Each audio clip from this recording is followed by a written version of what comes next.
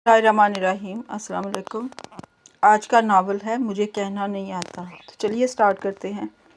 इसे तहरीर किया है फातिमा नदीम ने। तो स्टार्ट करते हैं। तुम आज मुझे बस एक बात का जवाब दे दो। रूहान ने उसे मोहब्बत भरी निगाहों से देखते हुए कहा। वो लीज़ा को हमेशा ऐसी ही मोहब्बत भरी निगाहों से देखता था और वो इन जज्बों की शिद्दत से जो आंखों में नमूदार होती थीं घबरा जाती थी। कौन सी बात? उसने बड़ी आसानी से अपना हाथ उसकी मजबूत गिरफ्त से आज़ाद करवाया तो वो उदासी से मुस्कुरा दिया। कुछ नहीं। सर झटक कर उसने कुर्सी से टेक लगाया और हाथ सीने पर बांध लिए और निगाहें उसके चेहरे पर जमा दी। अलीज़ा वो पहली लड़की थी जिसने पूरी यूनी में उसको अपनी तरफ राग़िब किया था। इस वक्त वो दोनों कैफ़े में साथ बैठे थे जबकि रूहान की नज़रें उसके चेहरे का तवाफ़ कर रही थीं। खमतार पलकें, बड़ी बड़ी गहरी आंखें, छोटी सी नाक, गुलाबी होंठ हर बार उसे मुतवज्जो करने में बाजी ले जाते। बालों की ऊंची पोनीटेल बनाए उसकी नज़रों से कंफ्यूज होती वो अपने मोबाइल फ़ोन पर नज़रें जमाए रही। उसके होंठ के नीचे एक छोटा सा तिल था जो उसके हुस्न में मज़ीद इजाफा करता। मासूम सी प्यारी सी वो लड़की सबसे अलग रहती थी। उसकी कोई दोस्त भी नहीं थी और ये चीज़ भी रूहान को मुतजस्सस करती थी। आप मुझे ऐसे क्यों देख रहे हैं? काफ़ी देर तक जब उसने नज़रें नहीं हटाईं तो उसे इतराज़ हुआ।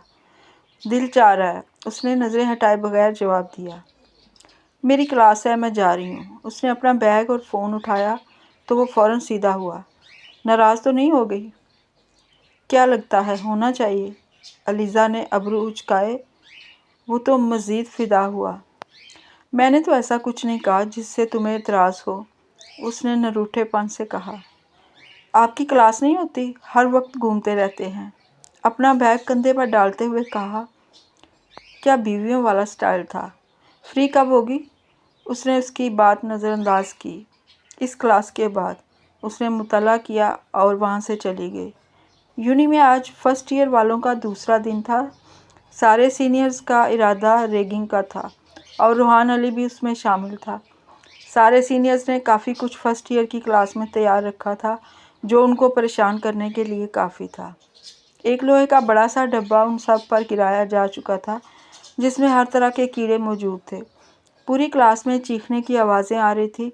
सब अपने आप को साफ करते क्लास से भाग रहे थे। रूहान अली का ग्रुप और बाकी सीनियर्स कह के बुलंद कर रहे थे। रूहान की नज़र एक लड़की की तरफ उठी और जामद हो गई। ग्रे और ब्लैक कुर्ती की साथ ब्लैक टाइट्स पहने वो लड़की अपने आंसू साफ करती, बैग संभालती क्लासरूम से भाग रही थी। उसका पूरा चेहरा रोने की वजह से सुर्ख हो रहा था। रूहान फ़ौरन उसके पीछे गया।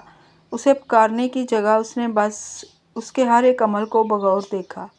वो यूनी की लान में आकर एक बेंच पर बैठकर टिश्यू से अपने आंसू साफ करने लगी। फिर उसने अपने आप को नॉर्मल करने के लिए पानी की बोतल मुंह से लगाई। रूहान ने नोट किया उसके आंसू अभी भी चेहरे पर रवानी से बह रहे थे। यार, यूनी में रैगिंग तो होती ही है, इसमें रोने वाली क्या बात? वो हैरान हुआ। फिर उसने देखा वो अपने बैग से एक डायरी निकालकर उसमें कुछ लिखने लग गई थी। रूहान, तुम इधर क्यों आ गए? उसके दोस्त ने उसके कंधे पर हाथ मारकर पूछा। बस ऐसे ही। उसकी नज़रें अभी भी अलीज़ा पर ही मरकूज़ थीं। हम सब कैंटीन में हैं, तुम भी चलो। चलो। रूहान कभी भी इतनी पाबंदी से यूनी नहीं जाता था, मगर इस दिन के बाद से लगातार 2 दिन वो यूनी जा रहा था। उसकी आंखें सिर्फ एक ही इंसान की तलाश में थी और वो उसे कहीं नज़र नहीं आ रही थी।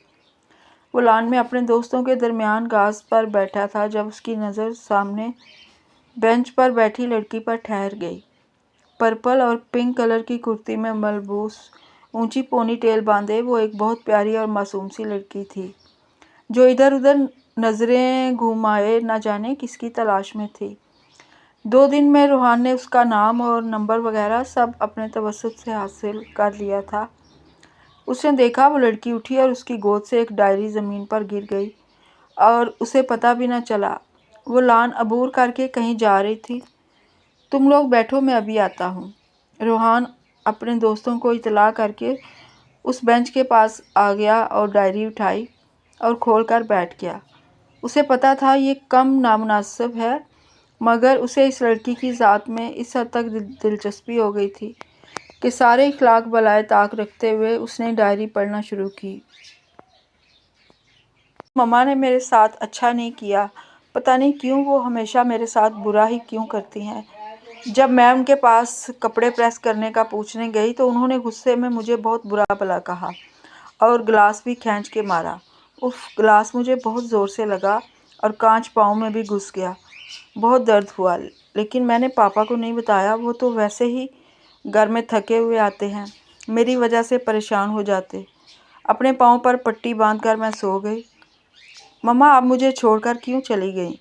दूसरी मम्मा मुझे हर वक्त बोलती हैं अपनी माँ को खा गई। मम्मा मैंने क्या किया है? आप मुझे भी अपने साथ ले जाती, क्यों मुझे इधर छोड़ दिया? कोई अच्छा नहीं है। मम्मा मुझे हर वक्त बुरा भला बोलती हैं। अगर उनका गुस्सा फिर भी ठंडा नहीं होता तो मुझे मारने लगती हैं। पापा भी मम्मा को ज़्यादा पसंद नहीं करते। कल मैंने सुना था मम्मा पापा की किसी बात पर लड़ाई हो रही थी, लेकिन मैं डर के सो गई। आज पापा मेरे पास आए, मुझसे पूछ रहे थे कि बेटा इतनी खामोश क्यों रहती हो। मैंने पापा को नहीं बताया कि मम्मा मुझसे ठीक रवैया नहीं रखती। मैं पापा को बताना नहीं चाहती थी, मगर पता नहीं क्यों नहीं बताया। मैं पापा को बताना चाहती थी, मगर पता नहीं क्यों नहीं बताया। पापा भी बहुत उदास हो गए हैं मम्मा के जाने के बाद। ये वाली मम्मा बिल्कुल अच्छी नहीं है, मुझे डांटती हैं और पापा से भी लड़ती हैं। आज मैं बहुत रोई। मैं जब सुबह नाश्ता करने के लिए बाहर आ रही थी, मैंने मम्मा को ज़ोर-ज़ोर से चिल्लाते हुए देखा। वो फ़ोन पर ड्राइवर को बुला रही थी, वो किसी काम में फंसा हुआ था। मैं गई मम्मा के पास, उनसे पूछा कि क्या हुआ है, तो उन्होंने बताया तुम्हारे बाप को दिल का दौरा पड़ा है और ये ड्राइवर पता नहीं कहाँ मर गया है। वो ऑफिस से अस्पताल चले गए हैं, मैं भी वहीं जा रही हूँ। रात को मम्मा पापा दोनों घर आए। मैं पापा को चलता हुआ अपने कमरे तक जाता देखती रही। पापा बहुत निढाल लग रहे थे। मुझे बहुत दुख हुआ। मैंने पूरा दिन कुछ नहीं खाया था, बस रोते हुए अल्लाह ताला से अपने पापा के लिए दुआ करती रही थी। मैंने देखा मम्मा किसी वजह से कमरे से बाहर आ गई हैं। मैं पापा के पास गई, कुछ देर तक बस उन्हें देखती रही। फिर मैं उनके सर पर हाथ रखकर दम कर रही थी। जब पापा नींद से बेदार हो गए, मुझे अफसोस हुआ मेरी वजह से उनकी नींद खराब हुई, लेकिन उन्होंने मुझे देखा और मुस्कुराए। मुझे बहुत रोना आ रहा था, मैं रोने लग गई। पापा ने मुझे गले लगाया और बस कुछ नहीं बोला। मैंने पापा को देखा, वो किसी गहरी सोच में थे। मैंने पापा से पूछा, पापा आप मुझे कभी छोड़कर तो नहीं जाएंगे ना? पापा ने मुझे वापस सीने से लगाया और बोले, नहीं बेटा, मैं तो अब ज़िंदगी ही आपके लिए गुजार रहा हूँ। फिर मैंने पापा को बोला आप सो जाएं। जब वो सो गए तो मैं अपने कमरे में आ गई। मम्मा काफ़ी देर तक लाउंज में टीवी देखती रही थी। आज मेरा एफएससी का रिज़ल्ट आया है, मैं बहुत खुश हूँ। A- ग्रेड आया है मेरा। जब पापा शाम को ऑफिस से वापस आए, मैंने उनको भी अपनी मार्कशीट दिखाई, वो भी बहुत खुश हुए। फिर पापा खुद मुझे अपने साथ घुमाने लेकर गए। पहले मैंने आइसक्रीम खाई, फिर पापा ने मुझे बहुत सारी शॉपिंग करवाई। फिर हमने डिनर किया और फिर हम घर आए। मम्मा अगर आज आप होती तो और भी मज़ा आता। मामा आई मिस यू। पापा ने मेरा एडमिशन यूनिवर्सिटी में करवा दिया था। आज यूनी का सेकंड डे था और मेरा फर्स्ट डे।